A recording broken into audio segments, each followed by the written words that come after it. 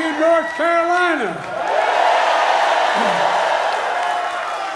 I'm going to get in trouble with my mom looking down in heaven if I don't say, please excuse my back. I apologize.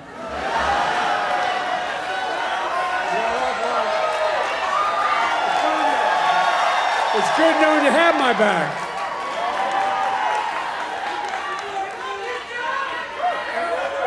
Eric, thanks for that introduction. We had a wonderful time spending time with your sons, Christian and Carter. We're going to grow up to be incredible young men. You would have been really impressed the way they talked about their dad, how informed they were about what was going on. I was truly impressed. And I ate 2 hamburgers. A special thanks to Roy and Kristen Cooper. Roy, you've been a great governor.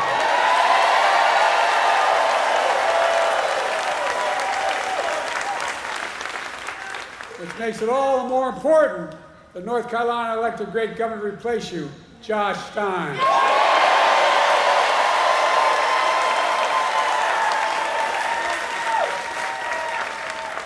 And when I'm reelected again with your help, I want you to know that I'm not promising not to take Roy away from North Carolina. Where they're coming out, I don't know.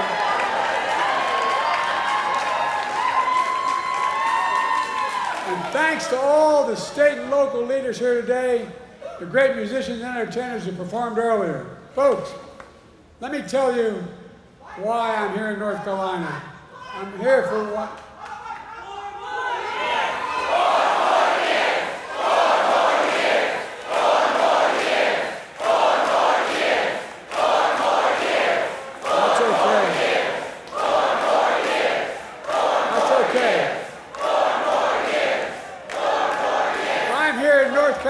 For one reason, because I intend to win this state in November. Oh, you're going to see that. I think we are. And Roy's right, we win here, we win the election. And here's how we're going to do it. We're going to stand up for the women of America. We're going to restore Roe v. Wade as the law of the land. We're going to stand up for the right to vote. We're going to stand up for Medicare and Social Security. We're going to fight for child care, paid leave, and elder care. We're going to keep lowering the cost of prescription drugs, not just for seniors, but for every single American. We're going to keep protecting the Affordable Care Act, which is why more than 40 million Americans have health insurance today. We're going to protect our children and get the weapons of war off our streets. We're going to provide clean drinking water, affordable high-speed internet, quality education for every child in America. We're going to secure our border and protect legal immigration. And unlike the other guy, we're going to stand up to dictators like Putin, because America bows to no one ever. Folks, and we're going to keep dealing with the climate crisis.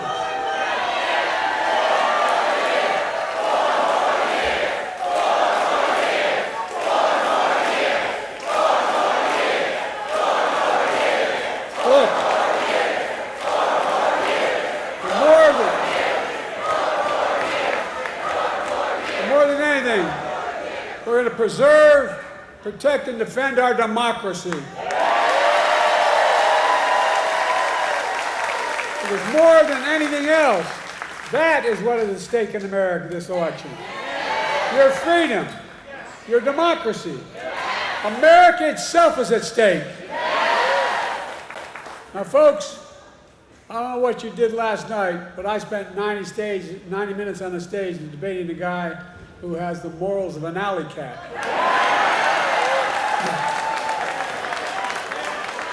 Did you see Trump last night?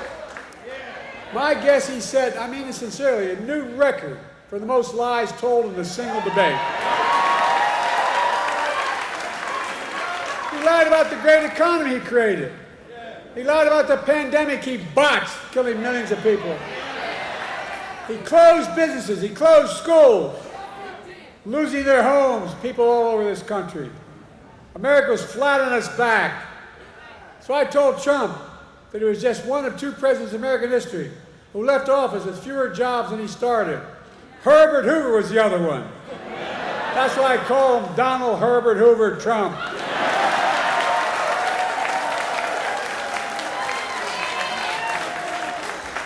And then he lied about how great he was for veterans. But then I told him how he had called a veteran who had given their lives in the country in World War I and refused to go to the grave sites. He called them suckers and losers. He tried to deny it. But let me ask you, are you going to believe a 4-star Marine general, his own former Chief of Staff, John Kelly, who said he said that? Or the disgraced, defeated, and lying Donald Trump? My son was one of those people. Not in World War I, but in the Vietnam. Folks, look, how about the fact that 44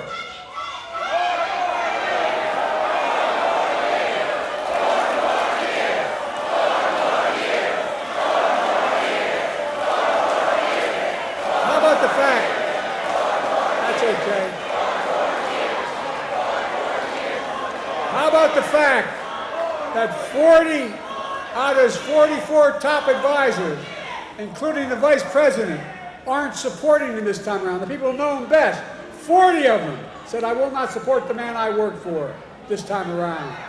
It tells you a lot about the person who knows him. Look, he lied about how great he was on crime. I had to remind him that he oversaw a record increase in murder rates in 2020. On my watch, violent crime has hit a 50-year low. There's more to do with a 50-year low. And then I pointed out that the only convicted criminal on the stage last night was Donald Trump. When I thought about his 34 felony convictions, his sexual assault on a woman in a public place, his being fined $400 million for business fraud, I thought to myself, Donald Trump isn't just a convicted felon. Donald Trump is a one-man crime wave.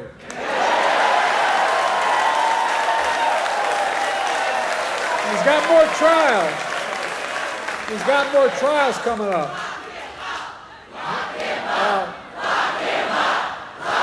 Time for that.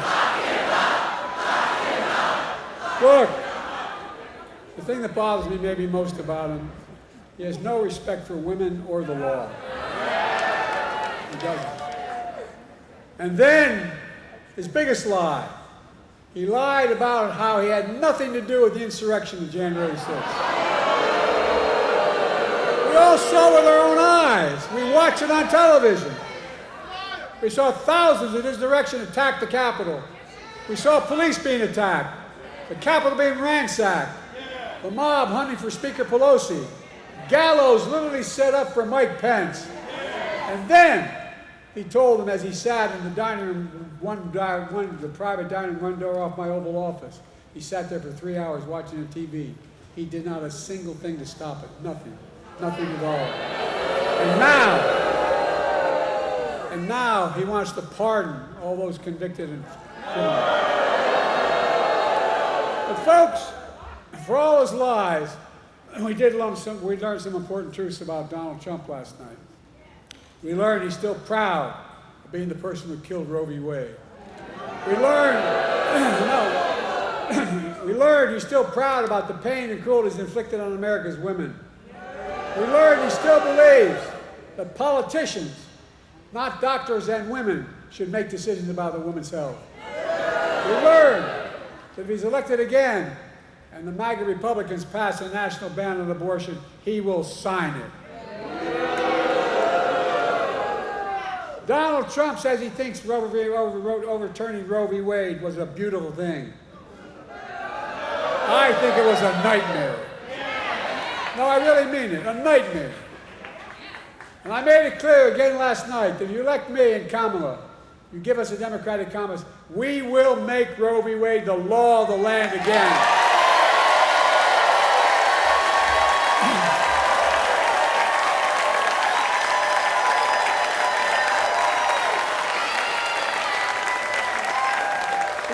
a lie. He said, I quadruple taxes. Where the hell has he been? Which is a simple lie. I didn't raise a tax on anyone in America if they made less than $400,000 a year. And I won't in my second term either. We learned that Trump, who had the largest deficit of any president in 4 years because of a $2 trillion tax cut to the super wealthy, we learned that Trump wants to give another giant tax cut for the very wealthy and the biggest corporations.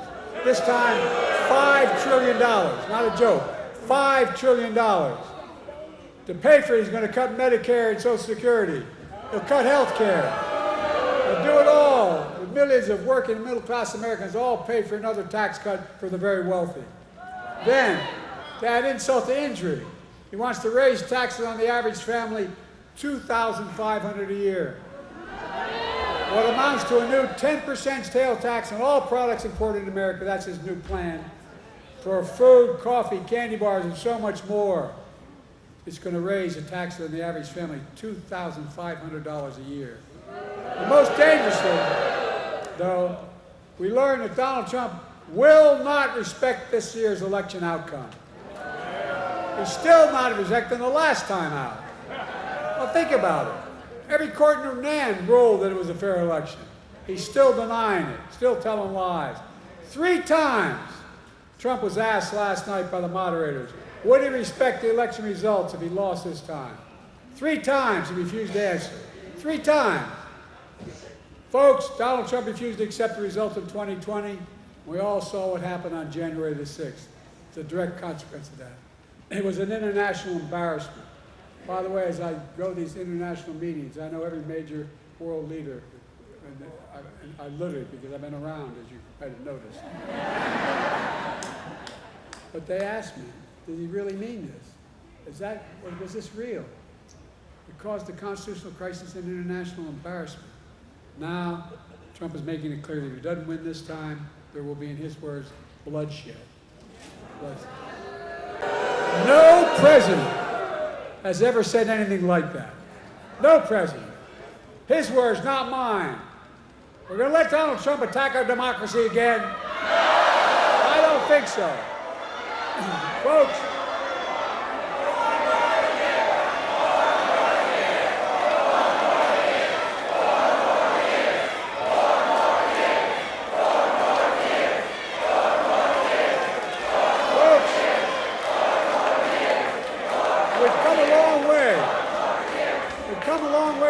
that Donald Trump left us. We came out of the pandemic. We're a long way from where Donald Trump telling us to inject bleach in our skin. That COVID is not that dangerous. Today we have the strongest economy in the world without exception. 15 million new jobs. 800,000 manufacturing jobs. Unemployment under 4% for a record 2 years in a row. Historic Black and Hispanic unemployment down. Historic creation of small businesses in Black and all communities across the nation, particularly in rural areas. Historic economic growth. Inflation has dropped from 9% to 3% and is still going down. I know we have more to do to get prices down. We have to take on corporate greed. They're making twice the profit they were before the pandemic. We got to make housing more affordable, provide child care, make the tax code fair. 16 Nobel winners of the Nobel Prize have looked at my economic plan this week. They've issued a report. And a Trump's plan. Here's what they concluded. They said that my plan would continue to grow the economy and bring down inflation. 16 Nobel laureates. And that Trump's plan would send the nation into recession and inflation soaring through the roof. Don't take my word for it. Folks, let me close with this. I know I'm not a young man. State the obvious. Well, I know.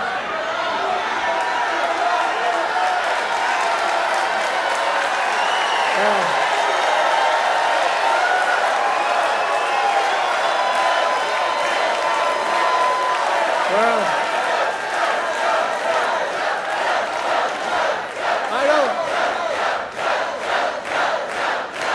folks, I don't walk as easy as I used to. I don't speak as smoothly as I used to. I don't debate as well as I used to. But I know what I do know. I know how to tell the truth.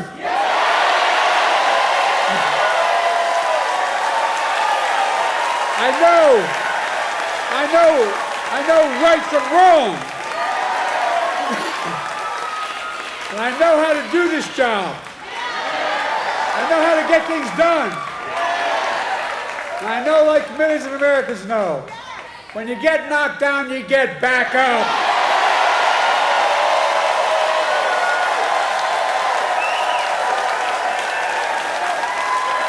I know what it took to take our economy from the depths of the pandemic to where it is today, the strongest economy in the world. I know what it'll take to bring this economy to everybody. I know what it'll take to rally the world to stand up against Putin and defend freedom, not yield to him. And I know what it'll take to keep the world safe and free for the years ahead. Folks, I give you my word as a Biden, I would not be running again if I didn't believe with all my heart and soul I can do this job. Because quite frankly, the stakes are too high. The stakes are too high.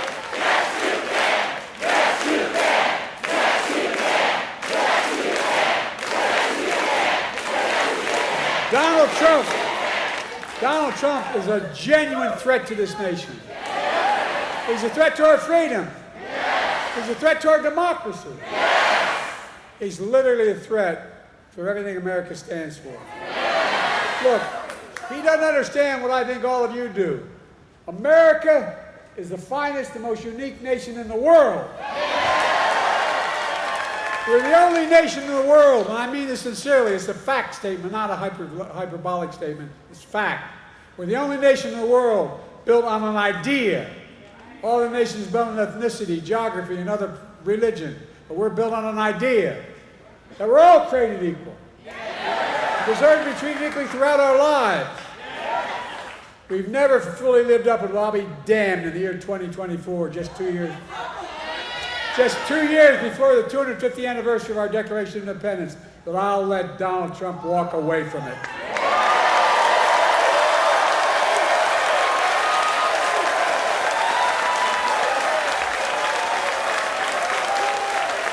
I give you my word. I give you my word as a Biden. We're still a nation. I believe we're still a nation that believes in honesty and decency and treating people with respect. I still believe we're a nation that gives everyone a fair shot and leaves nobody behind. We're still a nation that gives hate no safe harbor.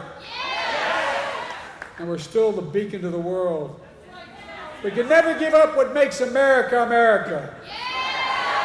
Donald Trump is motivated by revenge and retribution. Well, revenge and retribution never built a damn thing. You and I, we Americans are a nation of hope, optimism, and possibilities. That's what always built America. That's going to continue to build America today. The choice in this election is simple. Donald Trump will destroy our democracy. I will defend it.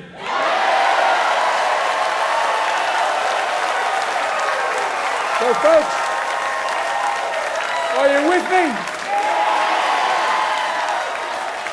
Donald Trump's the first president I've heard of that stood up there running for president, having been one term, saying, America's a failing nation. Where the hell does he think he is? I'm serious. A failing, I don't know, a president wouldn't trade places with America in a heartbeat. He's dead wrong. America's not a losing nation. America's winning. As I stand here today, I can honestly say I've never been more optimistic about America's future in my whole career. We just have to remember who we are. We're the United States of America.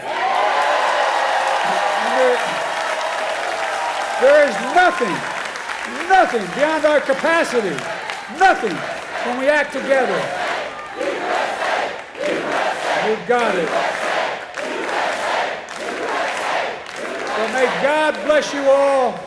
and may God protect our troops. Let's go get them, North Carolina.